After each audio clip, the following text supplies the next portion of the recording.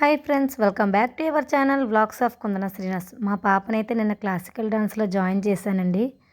So అక్కడ నటరాజస్వామికి మా పాప అయితే అభిషేకం అయితే చేస్తుంది. చూడండి, ఇప్పుడు మా పాపకి అయితే క్లాసికల్ డాన్స్ నేర్పిస్తున్నారు మేడం. 4 5 నీ కాల్ ఎలా చెప్పు. 6 కూర్చోవా. 7 కింద చూడు. 8 స్లోగా. 9 మళ్ళీ ఇక్కడ ఇలా పెట్టు చేతులు ఇలా పైకి లేవు. 10 పైకి లేవు.